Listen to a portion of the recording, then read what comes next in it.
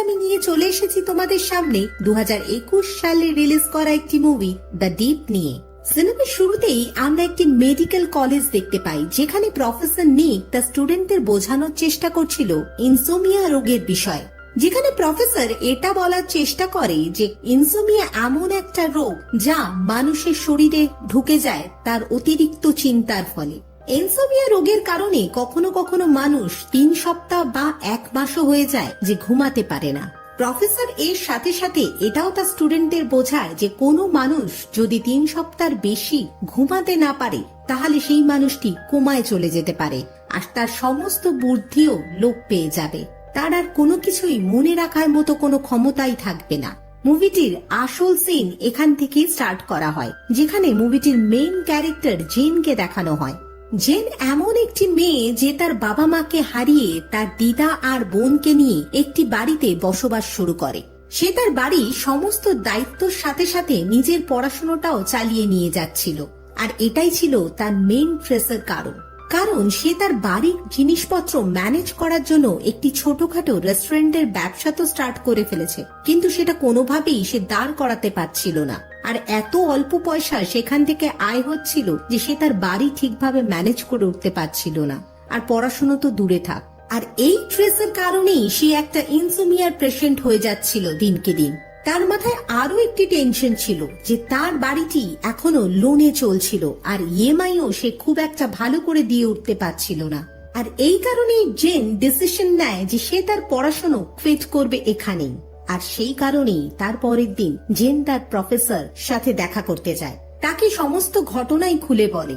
কিন্তু তার প্রিন্সিপাল তাকে বোঝায় যে এটা করা তোমার খুব একটা উচিত বলে আমার মনে হচ্ছে না, কারণ খুব কম স্টুডেন্টই মেডিকেল কলেজে এক চান্সে ভর্তি হতে পারে, আর তুমি সেটা করতে পেরেছো। তাই পড়াশোনা ছেড়ে দেওয়াটা খুব একটা বুদ্ধিমানের মতো কাজ হবে বলে মনে হয় না। তাই তার প্রফেসর তাকে একটা জব অফার করে। সেই জবটি হলো ওই কলেজেই ল্যাব অ্যাসিস্ট্যান্টের জব, কিন্তু তার স্যালারিটি এতটাই কম ছিল জেনের পক্ষে এটা করা অসম্ভব ছিল। জেন তার প্রিন্সিপালকে সমস্তটাই খুলে বলে। সে বলে কিভাবে সে ম্যানেজ করছে তার বাড়ির পরিস্থিতিকে, আর এত কম টাকায় তার বাড়িকে ম্যানেজ করা কোনোভাবেই সম্ভব হবে না। জেনের মুখ থেকে এই কথাটা শোনার পর তার প্রিন্সিপাল ড্রয়ার থেকে একটি কার্ড বার করে জেনেককে দেয়। সে বলে এই কার্ডটি হলো একটি জার্মান ল্যাবের কার্ড। সেই ল্যাবে একটি রিসার্চ চলছে যার জন্য তাদের অনেক ভলেন্টিয়ার্স এর দরকার, আর সেই ভলেন্টিয়ার্সদের তারা লাখ টাকার উপরেও স্যালারি দিতে রাজি আছে। এটা শোনার পর জেন সেই কাজটিতে রাজি হয়ে যায়, কারণ তার টাকা অনেকটাই চাই। এরপরের সিনে আমরা দেখতে পাই যে জেন সেই ল্যাবটিতে গিয়ে উপস্থিত হয়ে যায়, যেখানে তার প্রফেসর ডিরেক্ট করে দিয়েছিল। ওখানে যাওয়ার পর জেন জানতে পারে যে এখানে যে রিসার্চটি চলছে সেটা হলো ইনসোমিয়ার ব্যাপারেই রিসার্চ চলছে, আর সেখানকার সায়েন্টিস্টরা জানতে চায় যে মানুষ কতক্ষণ বেঁচে থাকতে পারে না ঘুমিয়ে। জেনকে একটি ভিডিওর মাধ্যমে সমস্ত কিছুই গাইড করে দেওয়া হয় যে অ্যাকচুয়ালি রিসার্চটা কি কি বিষয়ের উপর চালানো হচ্ছে। এরপর ভিডিওটি শেষ হওয়ার পর ওখানে উপস্থিত হয় একজন সায়েন্টিস্ট, উনি এই ল্যাবটার মালিক। সে জেনকে জিজ্ঞাসা করে এরপরেও কি তুমি রাজি আছো এখানে কাজ করার জন্য? তো তার কথা শুনে জেন বলে যে হ্যাঁ, আমি এই কাজটি করতে রাজি আছি। এরপর ওই সায়েন্টিস্টই জেনের শরীরে একটি চিপ প্রবেশ করিয়ে দেয়, কারণ তার দরকার ছিল কিছু হরমোনের। যে হরমোনটি পাওয়া যায় মানুষ যতক্ষণ জেগে থাকে তার শরীর থেকে একটি হরমোন বেরোতে থাকে, আর এই হরমোনটির প্রয়োজন ছিল ওই সায়েন্টিস্টের। এরপরে আমরা দেখতে পাই ওই সায়েন্টিস্টটি জেনের হাতে একটি ঘড়ি পরিয়ে দেয়, যে ঘড়িটি কানেক্ট করা ছিল ওই চিপটির সাথে। এই ঘড়িটিতে আসলে দেখা যাবে যে শরীরে কতটা হরমোন কালেক্ট করা হয়েছে। সায়েন্টিস্টটি এটাও জেনকে বলে দেয় যে এই চিপটি যতক্ষণ তোমার শরীরে থাকবে ততক্ষণ তুমি 1 মিনিটের বেশি ঘুমাতে পারবে না, আর তার থেকে যদি কয়েক সেকেন্ডও বেশি ঘুমিয়ে পড়ো তাহলে ওই চিপটি ভেতরে থাকা কালীনই ব্লাস্ট করে যেতে পারে। এরপর সায়েন্টিস্টটি জেনের কাছ থেকে একটি এগ্রিমেন্টে সাইন করিয়ে নেয়, যেখানে লেখা ছিল যে এই সমস্ত রিসার্চের বিষয়ে জেন কাউকে কখনোই কিছু বলতে পারবে না। জেনের আর কোনোই উপায় ছিল না, সে কোনো কিছু না ভেবেই ওই এগ্রিমেন্টে সাইন করে দেয়, কারণ তার দরকার ছিল অনেক টাকা পয়সার। এরপরে আমরা জেনকে তার নিজের বাড়িতে দেখতে পাই, যেখানে দেখতে পাই সে তার ঘরে বসে পড়াশোনা করছিল, কারণ সে কোনোভাবেই ঘুমাতে পারবে না। আজকের রাতটা তাকে জেগেই কাটাতে হবে। এরপর সে তার ঘুমকে তাড়ানোর জন্য তার গ্র্যান্ড মায়ের কাছে চলে যায় আর গিয়ে তাকে একটা মাসাজ দিতে লাগে, কারণ সে তো ঘুমাতে পারবে না, তাই তাকে কোনো না কোনো কাজ তো করতেই হবে। তাকে ম্যাসাজ দেওয়ার পর সারা রাত ধরে বসে জেন পড়াশোনা করে আর পরের দিন সকালে চলে যায় কলেজে। জেন যখন কলেজ ক্যান্টিনে একাই বসেছিল তখন তার ক্লাস ফ্রেন্ড ওয়েন সেখানে আসে আর এসে জিজ্ঞাসা করে এখনো পর্যন্ত কতটা হরমোন ডিটেক্ট হয়েছে। আর এটা শুনেই ওয়েন কিভাবে এই কথা জানতে পারে, আর তাই জন্য জেন খুবই অবাক হয়ে যায়, কারণ জেন তো সেই এগ্রিমেন্টের বিষয়ে কারোর সাথে কোনো আলোচনাই করেনি, তাই কিভাবে ওয়েন সে কথা জানতে পারে। ওয়েন তাকে বলে যে আমিও ওই দ্বীপেরই একজন মেম্বার, তাই আমি সেখানকার সায়েন্টিস্টকে পারমিশন নিয়েই এসেছি। আমি তোমার সাথে সমস্ত রকম আলোচনাই করতে পারি, তাতে খুব একটা অসুবিধা হবে না। এরপর ওখানে আরো একটি মেয়ে আর আরেকটি ছেলে পেজ তার নাম, তারা দুজনেই এসে জয়েন করে তাদের গ্রুপে, আর তারাও হলো ওই দ্বীপেরই মেম্বার। মেয়েটি একটি ব্লগার ছিল, তার খুব একটা পড়াশোনার ইচ্ছা ছিল না মেডিকেল কলেজে পড়ার জন্য। তার বাবা মার ফোর্সের কারণে তাকে মেডিকেল কলেজে ভর্তি হতে হয়। তারা চারজনেই যেহেতু ওই দ্বীপেরই মেম্বার ছিল, তাই ওই বিষয়ে আলোচনা করতে লাগে। তারা এটাই বলতে লাগে যে যতক্ষণ না পর্যন্ত শরীরে ক্যারোটিনের লেভেল ফুল হয়ে যায় ততক্ষণ পর্যন্ত তারা ঘুমোতে পারবে না। ক্যারোটিন হলো সেই হরমোন যেটাকে ফুলফিল করার জন্যই ওই চিপটি তাদের শরীরে লাগানো হয়েছে। এই করতে করতে 2 দিন কেটে যায়। 2 দিন কাটার পর তারা প্রত্যেকেই খুবই খুশি হয়ে যায়, কারণ 2 দিনের মাথাতেই ক্যারোটিনের লেভেল ফুল হয়ে যায়। তাদের হাতে থাকা ঘড়িতে পুরো লেভেল 100% দেখাচ্ছিল, তাই তারা ওই রিসার্চ সেন্টারে পৌঁছে যায়, কারণ সেই চিপটি শরীর থেকে বার করতে হবে বলে। চিপটি শরীর থেকে বার করার পরই তাদের হাতে অনেক টাকা দিয়ে দেওয়া হয়েছিল। যাদের যা যা টাকার প্রবলেম ছিল তারা সেই টাকা দিয়ে প্রত্যেকটা প্রবলেমই সলভ করে ফেলে। সেখানে জেনও তার ঘরের লোন পুরোপুরি ভাবে মিটিয়ে দিয়েছে। এরপর দেখা যায় ওই চারজনই একটি ইনডোর পার্কে একসাথে বসে গল্পগুজব করতে লাগে। গল্প করতে করতে জেন তাদেরকে জিজ্ঞাসা করে যদি ডেপ থেকে আবার তোমাদের ডাকা হয় নেক্সট লেভেলের জন্য তাহলে তোমরা কি সেখানে যাবে? তো তার ক্লাসমেট তাকে বলে সেকেন্ড লেভেলের যদি আমাদের ডাকা হয় তো আমরা অবশ্যই যাব, কারণ ওখানে টাকার পরিমাণটা আরো বেশি থাকবে। জেন এই কথাটা শুনে একটু টেনশনে পড়ে যায়, কারণ সে মনে করে যে এই নেক্সট লেভেলে জাগার পরিমাণটা আরো একটু বেশি থাকবে। এরপর দেখা যায় যে জেন তার বাড়িতে ফিরে যায় আর সেখানে তার হাতে করে একটি সেলফোন কিনে নিয়ে যায় তার বোন জুনের জন্য। তার বোন এই সেলফোনটি গিফট পাওয়ার পর খুবই খুশি হয়ে যায় এবং তার দিদিকে এটাও জিজ্ঞাসা করে যে তুমি এত টাকা কোথায় পেলে যে এত দামি সেলফোন কিনে নিয়ে এসছো। কিন্তু জেন কোনো কথাই তার বোনকে বলেনি, কারণ সে উত্তর দেওয়ার প্রয়োজনও মনে করেনি। এর পরের সিনে আমরা দেখতে পাই ওই চারজন আবার দ্বীপে পৌঁছে যায়। রিসার্চার তাদেরকে বলে যে এরপরে তাদের ক্যারোটিনের পরিমাণ আরো একটু বেশি চাই, সেই কারণে তাদের 5 দিন পর্যন্ত ঘুমানো যাবে না। এই কাজের বদলে তাদেরকে 5 লাখ টাকা দেওয়া হবে। এই টাকার অ্যামাউন্টটা শুনেই তারা চারজনেই খুব ভালোভাবে রাজি হয়ে যায় এই কাজটা কমপ্লিট করার জন্য। চিপটি শরীরে পুট করার পর প্রথম দিনটা তো তারা খুব হাসি খুশি ভাবেই কাটিয়ে নেয়, কিন্তু 3 দিন যাওয়ার পর পিচ সামান্য পরিমাণ ঘুমিয়ে পড়ে। কিন্তু হঠাৎই তার চোখটা খুলে যায়, কারণ সে ভেবেছিল যে আমি যদি ঘুমিয়ে পড়ি তাহলে আমি মরেও যেতে পারি। কিন্তু 3 দিন হয়ে যাওয়ার পরেও পিচের হাতের ওই ঘড়িতে শো করছিল যে 52% ক্যারোটিন এখনো পর্যন্ত কালেক্ট করা হয়েছে। আর অন্যদিকে দেখা যায় যে ওয়েনের শরীরে 44% ক্যারোটিন এখনো পর্যন্ত কালেক্ট করা হয়েছে। ওয়েন জেগে থাকার জন্য বাস্কেটবল খেলছিল বন্ধুদের সাথে, কিন্তু এতটাই তার ঘুম পেয়েছিল সে আর কোনোভাবেই জেগে থাকতে পারছিল না, তাই সে মাথা ঘুরে ওখানেই পড়ে যায়। অন্যদিকে দেখা যায় জেন তার পড়াশোনা কমপ্লিট করছিল জেগে থেকে, কিন্তু এটা নিয়েও দুশ্চিন্তায় ছিল যে 3 দিন কাটার পরেও তার ক্যারোটিনের লেভেল কিভাবে 35% হয়। জেনের এটাই মনে হচ্ছিল যে 5 দিনের মধ্যে 3 দিন তো কেটে গেছিল, তাই ক্যারোটিন লেভেল কোনোভাবে 60% তো হয়ে যাওয়ারই কথা, কিন্তু সেখানে কিভাবে এত কম হতে পারে। আর এদিকে না ঘুমানোর কারণে জেন একটি হ্যালুসিনেটেড হয়ে পড়ছিল। আর যখনই সে হ্যালুসিনেটেড হয়ে পড়ছিল তখনই তার বোন ডাকার কারণে সে সেখান থেকে তো ফিরে আসে, কিন্তু কোনোভাবেই তার মাথা কাজ করছিল না যে এরপর সে কি করবে। পরের দিন দেখা যায় যে ওই চারজন ওই অবস্থাতেই কলেজে গিয়ে পৌঁছায়। আর প্র্যাকটিক্যাল ক্লাসে যখন পোস্টমর্টম করা হচ্ছিল একটি মৃত বডিকে, সেটা দেখার পর জেন খুবই ভয় পেয়ে যায়, কারণ সে হ্যালুসিনেট করছিল যে সেই বডিটি তার দাদুর। এরপরে আমরা দেখতে পাই যে ওরা চারজনে মিলে একটি জায়গায় বসে এটাই আলোচনা করতে থাকে যে এখনো পর্যন্ত তাদের শরীরে ক্যারোটিনিনের লেভেল কেন 50% হয়নি। অন্যদিকে দেখা যায় যে ভেনের কিন্তু ক্যারোটিনিন লেভেল 50% হয়ে গিয়েছিল।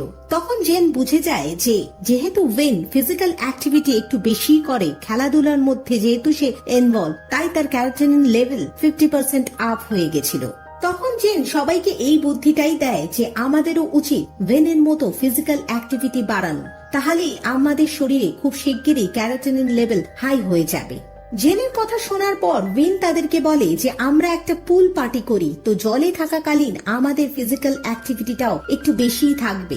ভেনের এই আইডিয়াটা অবশ্য প্রত্যেকেরই খুব ভালো লেগে যায়, তাই সবাই পিচের বাড়িতে চলে যায়। সেখানেই পুল পার্টির একটা অ্যারেঞ্জমেন্ট করে সবাই মিলে। ওই পুল পার্টিতে উইন সবাইকে একটা এমন ড্রিঙ্ক খাওয়ায় যার মধ্যে একটা অদ্ভুত ধরনের ড্রাগ মিশিয়ে দেয়। এই ড্রিঙ্কটি নেওয়ার ফলে কারোরই আর চোখে ঘুম আসবে না। ওই ড্রাগটি নেওয়ার ফলে জেনের এতটাই নেশা হয়ে যায় যে সে ওখানেই জোরে জোরে নাচতে লাগে। আর ওই ব্লগার মেয়েটি সোজা চলে যায় পিচের একটি প্রাইভেট সিক্রেট রুমে, যেখানে গিয়ে ওই মেয়েটি অবাক হয়ে যায়, কারণ পুরো দেওয়ালে ওরই ছবি ছিল, আর যে কম্পিউটারটিও চলছিল সেখানে ওই মেয়েটিরই ভিডিও চলছিল। এটা দেখার পর সে ওখানেই থমকে যায়। এখানে আমরা আরো একটি কথা জানতে পারি যে ওই মেয়েটিকে কিছুদিন আগে থেকেই কেউ একজন পিছু নিচ্ছিল, কিন্তু ও বুঝতে পারছিল না যে কে তার পিছু নিচ্ছিল। এখানে এসে বুঝতে পারে আর কেউ নয়, সেটা পিচি, কিন্তু এটাও আন্দাজ লাগাতে পারছিল না যে পিচি কেন তার পিছু নিচ্ছিল। অন্যদিকে তার নেশাটা এতটাই বেড়ে গেছিল যে সে আর কিছুই চিন্তা ভাবনা করতে পারছিল না, তাই সে ওখানেই মাথা ঘুরে পড়ে যায়। তৎক্ষণাৎ সবাই ওখানে এসে উপস্থিত হয়ে যায় আর সবাই মিলে ওই মেয়েটিকে জাগানোর চেষ্টা করে, কারণ আর কিছু সেকেন্ডের মধ্যে সে যদি না জেগে ওঠে তাহলে তার মৃত্যু ওখানেই ঘটে যাবে। তাই সবাই মিলে ওকে যেভাবেই হোক জাগানোর চেষ্টা করে। কিছুক্ষণ বাদে দেখা যায় যে ওই ব্লগার মেয়েটি জ্ঞান ফিরে আসে আর সবাই তাকে দেখে একটু রিল্যাক্স হয়ে যায়। এর সাথে সাথে আমরা এটাও দেখি যে সবারই ক্যারাটিন লেভেল 100% হয়ে গেছে, তাই তারা আর একটা মুহূর্ত না ওয়েস্ট করে সোজা চলে যায় ওই ল্যাবে আর গিয়ে তাদের শরীর থেকে ওই চিপটি বার করে দেয়। তাদেরকে দেখে ওই রিসার্চার তাদেরকে বলে এর আগে কেউ তোমাদের মতো এত ভালো পারফরমেন্স করতে পারেনি। আরো একটি কথা ওই রিসার্চার বলে, যদি তোমরা চাও তো ডিপ 3 এর লেভেলে আবার তোমরা পার্টিসিপেট করতে পারো। কিন্তু ওরা ওই ব্লগার মেয়েটির অজ্ঞান হয়ে যাওয়াতে এতটাই ভয় পেয়ে গেছিল যে তারা কোনোভাবেই আর রাজি ছিল না ডিপ 3 লেভেলের পার্টিসিপেট হওয়ার। অফিসার তাদেরকে বলার চেষ্টা করে যে তোমরা যদি ভালো করে কাজ করো, ডিপ 3 এর লেভেলে কাজ করো, তাহলে কিন্তু এর থেকেও বেশি টাকা অর্থাৎ 10 লাখ টাকা পর্যন্ত পেতে পারো। কিন্তু তারা কোনোভাবেই আর রাজি ছিল না। এর পরের দিনের সিনে আমরা দেখতে পাই যে নেক অর্থাৎ জেনের প্রফেসর তাকে বোঝানোর চেষ্টা করছিল যে তোমার রেজাল্ট দিনকে দিন খুবই খারাপ হতে চলেছে, আর এটা যদি ওই ল্যাবে কাজ করার জন্য হয় তাহলে তোমার ইমিডিয়েটলি কাজ বন্ধ করে দেওয়া উচিত, কারণ তোমার পড়াশোনার দিকে কনসেন্ট্রেট করা বেশি দরকার। এটা শোনার পর জেন তার প্রফেসরকে বলে যে আমি আমার কাজ আগেই ছেড়ে দিয়েছি, তাই এখন থেকে আমি আমার পড়াশোনার দিকেই ফুল কনসেন্ট্রেশন দেব। এরপর ওই চারজন মিলে যখন কলেজ থেকে বেরোতে যায় তখন দেখে একটা বাচ্চার মৃতদেহ তাদের সামনে থেকে নিয়ে যাওয়া হয়, আর ওই বাচ্চার হাতে সেই ঘড়িটি, যে ঘড়িটি কিছুদিন আগে পর্যন্ত তাড়া পড়েছিল। এই ঘড়িটি দেখার পর জেন বুঝে যায় যে ওই বাচ্চাটিও হয়তো জিপের মেম্বার ছিল, সে তার মিশন পূরণ করতে পারেনি বলেই তার মৃত্যু ঘটে যায়। এরপর জেন তার নিজের বাড়িতে ফিরে যায়। ফিরে গিয়ে দেখে যে তার গ্র্যান্ডমাদার খুবই অসুস্থ হয়ে পড়েছে, আর তাকে সঙ্গে সঙ্গে জেন হসপিটালে নিয়ে চলে যায়। হসপিটালে নিয়ে যাওয়ার পর ডক্টররা জানায় তার শরীরে একটি সার্জারি করার প্রয়োজন আছে, কিন্তু তার জন্য প্রচুর টাকা দরকার, আর এই টাকা এখন জেনের কাছে নেই। তখনই দেখা যায় যে জেনের বোন জুন সেই হসপিটালে এসে পৌঁছে যায়, আর জুন তার দিদির হাতে সমস্ত টাকা তুলে দেয়। জেন এটা দেখে অবাক হয়ে যায় আর তাকে প্রশ্ন করে যে তুমি এতগুলো টাকা কোথা থেকে পেলে। তখন জুন তাকে বলে যে আমি তোমার টেবিল থেকে ওই রিসার্চ সেন্টারের কার্ডটা পেয়েছিলাম, আর সেখান থেকেই আমি ওই রিসার্চ সেন্টারে যোগাযোগ করি, আর এখন আমি ডিপের মেম্বার। জেন এটা জানতে পেরে তার উপর খুবই রাগারাগি করে, কারণ সে চায় না কোনোভাবেই তার বোন এই কাজের সাথে যুক্ত হয়। তাই সে বলে যে তুমি যাও আর গিয়ে তোমার শরীরের যে চিপটি লাগানো আছে সেটা খুলে রেখে আসো। জুন তাকে স্পষ্ট জানিয়ে দেয় যে তুমি যেভাবে ফ্যামিলির পাশে দাঁড়িয়েছো, আমিও চাই যে আমিও আমার ফ্যামিলির পাশেই দাঁড়াবো, তাই আমি এই কাজটা থেকে কিছুতেই পিছনে সরতে পারি না। এটা বলার পর তার দিদির হাতে সমস্ত টাকা তুলে দিয়ে জুন ওখান থেকে চলে যায়। এরপরের সিনে আমরা দেখতে পাই জেন তার বাড়িতে গিয়ে যখন তার বোনকে খুঁজে বেড়ায়, দেখে সে তার বাড়িতে নেই। তাই সে একটু ঘাবড়ে গিয়ে ওই রিসার্চ সেন্টারে পৌঁছে যায় আর গিয়ে দেখতে পায় তার বোন ওখানেই বসে আছে। জেন তখন রেগে গিয়ে সেই প্রফেসরটিকে বলে যে তুমি আমার বোনকে ছেড়ে দাও আর তার শরীর থেকে ওই চিপটিও বার করে নাও, নয়তো আমি কিন্তু গিয়ে পুলিশকে জানিয়ে দেব। তখন ওই সায়েন্টিস্টটি একটু হেসে বলে যে তুমি হয়তো ভুলে গেছো, তুমি একটি কন্ট্রাক্ট পেপারে সাইন করেছো যেখানে লেখা আছে যে তুমি এই মিশনটার ব্যাপারে কাউকেই জানাতে পারবে না, এমনকি তোমার বোনকেও নয়। তো সুতরাং তুমি চাইলেও পুলিশকে জানাতে পারবে না।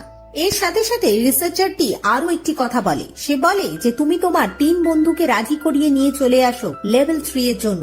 যদি সেটা তুমি করতে পারো তাহলে আমি তোমার বোন জুনকে ছেড়ে দেব আর তার শরীরে যে চিপটি লাগানো আছে সেটাও বার করে নেব।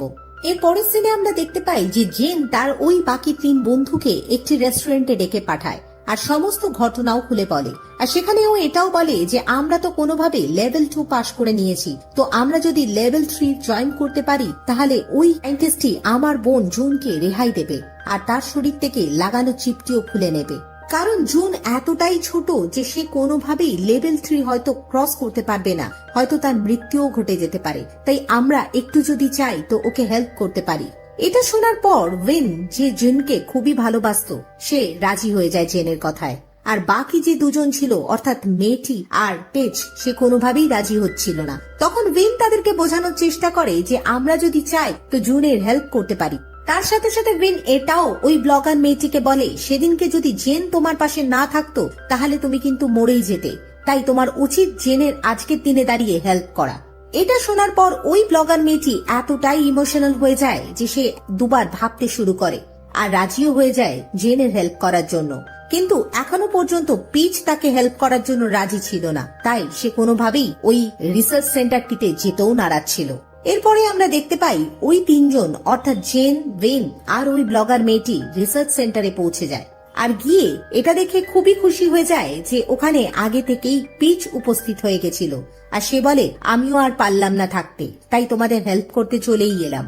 এরপরে আমরা দেখতে পাই যে লেভেল 3 স্টার্ট হয়ে গেছে। জেন সোজা সবাইকে নিয়ে প্রফেসর নেকের কাছে চলে আসে আর এসে সমস্ত ঘটনাটা খুলে বলে যে তাদের সাথে কি কি ঘটনা ঘটেছে। নেক এতটাই গিল্ট ফিলিং করছিল কারণ তারাই পাঠিয়েছিল ওই রিসার্চ সেন্টারে, তাই সে একটা এমন ইনজেকশন তাদের শরীরে পুশ করে যে কোনোভাবেই যাতে তারা ঘুমিয়ে আর না পড়তে পারে। এরপর দেখা যায় যে ওই প্রফেসর 4 জনকে নিয়ে তার বাড়িতে চলে আসে আর তাদের 4 জনকেই একসাথে রাখে, কারণ 4 জনে মিলে যদি একসাথে থাকে তাহলে হয়তো তারা ঘুমিয়ে পড়বে না। এরপর আমরা সোজা নেক্সট ডে সিন দেখতে পাই যেখানে তারা তাদের ঘড়িতে শো করছিল যে 5% মাত্র ক্যারাটিন লেভেল উঠেছিল, তাই তাদের ঘুম ভাঙানোর জন্য সেই ইনজেকশনটা আবার পুশ করে নেয় যেটা তারা ফার্স্ট ডেতে পুশ করে নিয়েছিল। এই করে করে আরো 3টি দিন কেটে যায় যেখানে মাত্র তাদের ক্যারাটিন লেভেল 29% উঠেছিল। এই করে করে যখন 5 দিন কেটে যায় তখন তারা প্রত্যেকেই হ্যালুসিনেশনের কবলে চলে যায়। প্রত্যেকের মাইন্ডেই অদ্ভুত অদ্ভুত নানা রকম খেয়াল আসতে থাকে। এরকমই একটা খেয়াল ওয়াইনের মাথায় আসে। সে মনে করে যে তার মা তাকে ডাকছে, কারণ তার মা তো এখন আর পৃথিবীতেই নেই, সে অনেকদিন আগেই মারা গেছে, কিন্তু ওয়েন ফিল করছিল যেন তার মা তাকে ডাকছে। অন্যদিকে ওই ব্লগার মেয়েটি যে একজন বিউটি প্রোডাক্টের ব্লগ করত, সে চিন্তা করছিল যে তার মুখে নানা ধরনের বড় বড় পিম্পলস হয়ে গেছিল, যার ফলে তাকে দেখতে খুবই বিশ্রী হয়ে যাচ্ছে। চাইলেও আর কোনোদিন ভালো মডেল হতে পারবে না। আরেকদিকে দেখা যায় যে জেন তার বাবা মাকে মনে করছিল। থেকে বাজে অবস্থা ছিল অবশ্য জুনের। জুন তো মরেই যাচ্ছে প্রায়। জেন তার দিকে ছুটে যায় যে কোনোভাবে যদি সে তার বোনকে বাঁচাতে পারে। দেখা যায় যে হঠাৎ করে কোথাকার একটা কাঁচ ভেঙে যাওয়ার শব্দ আসে। তখনই তারা যখন বাথরুমের দিকে ছুটে যায় দেখে বাথরুমের যে আয়নাটি ছিল সেটা ভেঙে যায়। আর ওই ব্লগার মেয়েটি ছুটে আসে জেনের দিকে, কারণ সে খুবই রেগেছিল জেনের উপর। জেনকে এসে বলে যে তোমার জন্য আমার পুরো কেরিয়ারটা ধ্বংস হয়ে গেল, আমার মুখে যে বড় বড় পিম্পলস উঠেছে তার জন্য আমি কোনোদিনই মডেল হতে পারবো না। ওয়েন তাকে বোঝানোর চেষ্টা করে এরকম কিছুই নয়, এরই মধ্যে ভেন আর ওই ছেলেটি অর্থাৎ পেজের সাথে মারপিট শুরু হয়ে যায়। জেন সেটাকে থামাতে কোনোভাবেই পাচ্ছিল না, তাই সে ছুটে যায় প্রফেসরের কাছে। সে যখন গিয়ে প্রফেসরের রুমে নক করে, দেখে ওখান থেকে কোনো আওয়াজই আসে না, তাই সে ঘরের ভেতরে ঢুকে যায়। ওখানে গিয়ে দেখে একটি কম্পিউটারে তাদের ভিডিওই চলছিল। এখানেই তাদের কাছে সব থেকে বড় সত্যি কথাটা সামনে চলে আসে, যে আসলে ওই প্রফেসর নেকি ওই জার্মান রিসার্চ সেন্টারটির মালিক, আর যে সায়েন্টিস্টটি তাদের শরীরে চিপটি ইনসার্ট করছিল সে আর কেউ না, তাদেরই একজন কর্মচারী মাত্র। ওখানে আর টাইম নষ্ট না করে জেন সোজা চলে আসে তাদের বন্ধুদের কাছে, আর এসে সমস্ত সত্যি কথাটা বলে। আর তারা ডিসাইড করে যে তারা পুলিশের কাছে যাবে। যখন তারা পুলিশকে জানাবে বলে সেলফোনটি হাতে তুলে নেয়, দেখে সেই সেলফোনটির একটা নেটওয়ার্কও কাজ করছে না। তখন তারা দরজা খোলার চেষ্টা করে, দেখে দরজা জানলা সবই বাইরে থেকে লক করা আছে। তারা বুঝে উঠতে পারছিল না যে এরপর তারা কি করবে, কিন্তু ওই মুহূর্তে ভেনের অবস্থা খুবই খারাপ হয়ে যায়। সে ওখানেই সেন্সলেস হয়ে পড়ে যায়। তখনই ওখানে ওই প্রফেসর রেচ ওখানে চলে আসে, এসে ভেনকে নিয়ে চলে যায় একটি রুমে, আর তার শরীর থেকে ওই চিপটি বার করে নেয়। বাকি তিনজনে মিলে পিছনের দরজা দিয়ে ওই প্রফেসরের রুমে পৌঁছে যায়, আর গিয়ে তাকে ক্ষতি করার চেষ্টা করে। কিন্তু তখন প্রফেসর তাকে আরো একটি রুমে নিয়ে যায়, নিয়ে গিয়ে একটি লোককে দেখায় যে হসপিটালের বেডে শুয়েছিল। প্রফেসরটি তাদেরকে বলে যে ইনিও একজন প্রফেসর ছিলেন, যিনি ইনসোমিয়ার ব্যাপারেই রিসার্চ করছিল, আর ডিপের মিশনটি ইনি স্টার্ট করেছিল প্রথম। প্রফেসর তাদেরকে এটাও বলে যে এই প্রফেসরটি যে ইনসোমিনিয়া নিয়ে কাজ স্টার্ট করেছিল, সে তার নিজের উপরেই এই পুরো এক্সপেরিমেন্ট গুলো করছিল। আর একদিন সেও হ্যালুসিনেশনের শিকার হয়ে যায়, আর একটি বিল্ডিং থেকে সে ঝাঁপ দিয়ে দেয়। আর এই লোকটি হচ্ছে প্রফেসর নিকের খুবই কাছের একজন বন্ধু, তাই তাকে ঠিক করার জন্য সে খুঁজে বেড়াচ্ছিল যে কিভাবে তাকে কিওর করা যায়। তাই সে এই এক্সপেরিমেন্ট গুলো শুরু করে, আর এখান থেকেই একটা সলিউশন প্রফেসর নিকের কাছে আসে, ওই ক্যারোটিনের সলিউশন। এত কিছু শোনার পর জেন তাকে বলে ওঠে যে তোমরা এইটা আমাদের সাথে করতে পারো না, কারণ এর ফলে আমাদেরও মৃত্যু ঘটতে পারে। তখন প্রফেসর নেক বলে যে এই কারণেই তো আমার বাড়িতে তোমাদের এনে রেখেছি, যাতে তোমাদের কিছু হওয়ার আগে আমি তোমাদেরকে বাঁচিয়ে নিতে পারি। কিন্তু ওই চারজন স্টুডেন্ট কেউই প্রফেসর নিকের কথায় আর ভুল ছিল না। তারা মনে করেছিল যে তারা পুলিশকে সবকিছুই জানিয়ে দেবে। এটা দেখার পর প্রফেসর নেক খুবই ভয় পেয়ে যায়, তাই তাদের সাথে একটা গেম খেলে। একটা ইনজেকশন অর্থাৎ কার্ডিয়াক রেস্ট নামে একটা ইনজেকশন জেনের শরীরে পোষ করিয়ে দেয়, যার ফলে জেনের হার্টবিট খুবই স্লো হয়ে যাচ্ছিল। সবাই মিলে প্রফেসর নিককে কোনোভাবে ধরে ফেলে আর হাত বন্দি করে ফেলে, আর কিছুভাবে জেনকেও বাঁচানোর চেষ্টা করে। দেখে তার ওয়াচে একটা অ্যালার্ম আসছিল যে আর কয়েক সেকেন্ডের মধ্যে যদি জেন জেগে না ওঠে তাহলে তার মৃত্যু ওখানেই ঘটবে। তো কোনোভাবে জেনের হুঁশ চলে আসে, আর সেই যাত্রায় জেন বেঁচে যায়। সবাই জেনকে বেঁচে উঠতে দেখে খুবই খুশি হয়ে যায়, আর পুলিশকে ডেকে প্রফেসর নিককে ধরিয়ে দেয়। নেক্সট সিনে আমরা দেখতে পাই যে এই লেভেল 3 এর জন্য তারা কেউই একটা পয়সাও পায়নি, কিন্তু এইটা বুঝে গেছিল যে আসল জীবনের মানেটা কি। তারা চারজনেই যেহেতু একই সাথে এতগুলো দিন কাটিয়েছে, তাই তাদের চারজনের মধ্যে একটা খুব ভালো বন্ধুত্বপূর্ণ সম্পর্ক গড়ে উঠে যায়। সবাই এটা বুঝে যায় যে জীবন একটাই, তাই খুব ভালোভাবে হাসি খুশি ভাবে কাটাতে হবে। তারা খুব কাছ থেকে মৃত্যুকে দেখেছিল, তাই জীবনটা খুব আনন্দ সহকারে কাটানোর চিন্তা ভাবনা করে এবং নিজের লোকেদের সাথে কাটাবে বলেই তারা প্রত্যেকে ঠিক করে নেয়। পিচকেও আমরা দেখতে পাই যে এতদিন একা একা থাকাই পছন্দ করত, সেও এখন বন্ধুদের সাথে থাকাই পছন্দ করে ফেলেছিল। আর এদিকে জেনও একটা নর্মাল লাইফ যা হয় সেটাই জেন এখন কাটাচ্ছিল। আর এখানেই এই মুভিটি শেষ হয়ে যায়।